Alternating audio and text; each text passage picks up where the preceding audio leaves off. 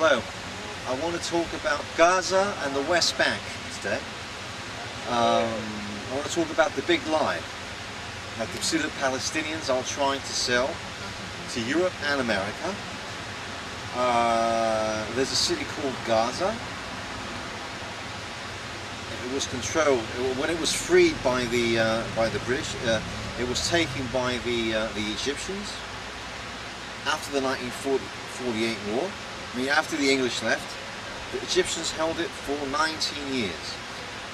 No one talked about that illegal occupation. And what they're trying to do, they're trying to hurt Israel.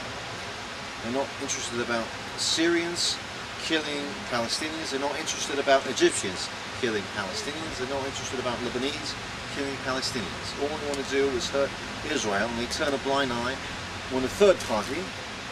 And finally, the Jews freed Gaza in 1967. It became Jewish again, thousands of years. And then in 2005, Ariel Sharon, who used to be a right-wing extremist, then he suddenly became a communist. In his old age, he became a communist. Get that? He became a communist. And he sold Gaza to the pseudo-Palestinians. Why? Because he was forced to do so by the Bolsheviks and the Democrats in America. And then what happened? A year later, Hamas, a terrorist organization, appeared. They fought with Fatah, the Fatah party in Gaza, and they killed 150 people. No one talked about that. And they established a terrorist state. And now they're trying to fix the relations with Fatah in the West Bank. Now in the West Bank, and what they did was, they destroyed an ancient Greek city called Amphidona. It was a colony from Ethiopia. They built military stuff on it, all paid by Iran. Hamas, the terrorist organization in Gaza, is backed by Iran, the Ayatollah, an Islamo-fascist state, which in 1979 held 200 Americans in the embassy. They nearly killed them. If not for Ronald Reagan. They fought with Iraq, anyway, they fought with Saddam Hussein, 1 million people dead. Anyway, Iran is a mean ogre state, and they're trying to build nuclear bombs, and they're trying to hit the West. Doesn't matter whether it's New York or London or Paris. They want to strike at the West, and Hamas is one of their puppets. Hamas is a puppet of Iran, of the Ayatollah, who are no more than 10% of the population of Iran. Now, another puppet state controlled by Iran is Hezbollah. Hezbollah controls the south of Lebanon, the Bekaa Valley, in which they plant hashish, and all sorts of narcotic drugs, which they sell in order to buy guns. And they control the southern suburbs of Lebanon, of Beirut. And they were killing all the Christians in the 1980s. Another puppet of Iran is Syria, the Ba'ath Party with Bashar al-Assad, Hafez al-Assad, his father, and Bashar al-Assad, the son. And combined, they killed 210,000 people. The father, Hafez al-Assad, killed 50,000 people. And the son Bashar al-Assad killed 120,000 people, I think, in the 2-year civil war. He bombarded Hama, the Sunni capital. He killed the Druze and the Christians. And they're backed by Iran. Now there's Fatah. Fatah in the West Bank controls parts of Ramlah, parts of Hebron, parts of Shechem in Samaria, parts of Bethlehem, the Jewish heartland. Parts of it are controlled by Islamo-fascists called Fatah. They used to be controlled by a mean ogre called Arafat, Yasser Arafat, and when he was killed by members of Fatah as his wife admitted live publicly. He was succeeded by Mahmoud Abbas, a terrorist guy who does not accept the Holocaust, who makes boycotted remarks, who is paid by Saudi Arabia, by Iran. Many of the terrorist attacks are made by Fatah and not by Hamas. They pretend to be mild, but they're even worse than Hamas. And John Kerry, who was minister of the Democrats, he went to the West Bank and he was trying to convince Netanyahu and Avigdor Lieberman and Naftali Bennett to give up parts of the West Bank and create a so-called pseudo-Palestinian state. And Mordecai Kidden, the professor, said that if Fatah actually gains a state in the West Bank, and if they have guns, then there will become a second Hamastan and a second Hezbollah Hills. Stand in the West Bank. Now, when the peace talks failed, and Netanyahu was not fooled, and Naftali Bennett was not fooled, the communists, the Bolsheviks in Israel may have been fooled, but not the right-wing Netanyahu, Bennett, and the others. What happened was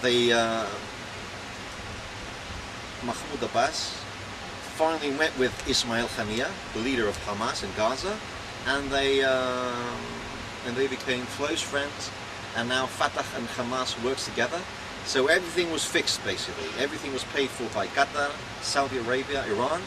The peace talks were a sham, so that they could get together and create 4 million terrorists, Muslim terrorists in Gaza and the West Bank. And Assad wants the Golan Heights too. Oh, okay.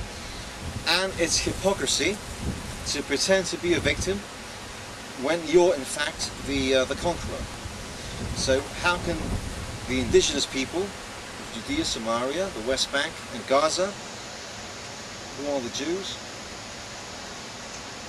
are portrayed in the Saudi Arabian propaganda to be the aggressors when they are the indigenous inhabitants of the area? And how can the invaders who arrived in the 7th century AD, in 636 AD, and how can they pretend to be indigenous when the indigenous people were there since Abraham arrived in 2000 BC? So they are the aggressors, and because they receive all that money from Saudi Arabia, Qatar, Iran, mainly from Saudi Arabia, the Sunnis, so they have an entire propaganda machine after aid, and they recently released a movie called Omar, which is pure propaganda. Everything in it is a lie. It's just Saudi Arabian money being pumped into Gaza. The people in Gaza, Hamas, they live by illegal trading, drugs, tunnels from the Sinai Peninsula. They are one with the Muslim Brotherhood in the Sinai. They do drugs, illegal weapons, and they kill people for money, and they sell organs. And they pretend to be the victims. They have perpetrated crimes all over Europe, and they still pretend to be victims. Hypocrisy, hypocrisy, and hypocrisy. Recently, Yasser Arafat's bodyguard confessed that Arafat was a pathological liar, and that he put bombs himself, and that he was oppressed by Mubarak, Hosni Mubarak of Egypt, to denounce them. So isn't that hypocritical? Planting bombs and then denouncing the public because he was funded by Mubarak, and one of the co-founders. Arafat is one of the persons who immediately when the Ayatollahs got to power in 1979, well, he went there and he said, well, my brothers, yeah, we're with you, just give me the cash, the money. Now, another myth is that the pseudo-Palestinians are supposed to be starving. And the rhetorical question is, how can a people who are funded by Saudi Arabia, by Qatar, by Iran, by the West, some parties in the West, when Queen Rania of the Transjordan, the wife of Abdullah II, she's Jordanian and she's a millionaire. The widow of Arafat, she's a millionaire. The leaders of Fatah and Hamas, they're millionaires too. So who's starving? And in Ramla, they've got all these modern glass buildings. In Gaza, they've got hotels, they've got Luna parks, they've got the food markets, they've got everything. Now the funny thing is, who's paying? One of the co-founders of Fatah and Hamas are none other than the Zionist Jewish state. The Zionist Jewish state is actually funding the people who are bombing them as a thank you. So it's like my neighbor takes over half of my house. He pretends that he's indigenous. He pretends that I am the robber. He denounces me as the robber. And I give him more land, I give him more parts of my house, and I give him money and money and money. I pay for electricity, water, wood. And still he's not happy, and still he's accusing me of being an apartheid state or a killer or whatever. And what Kerry and the Democrats trying to do in the West Bank was more or less to give more land to the pseudo-Palestinian Nazis, the Islamo-Nazi Fatah.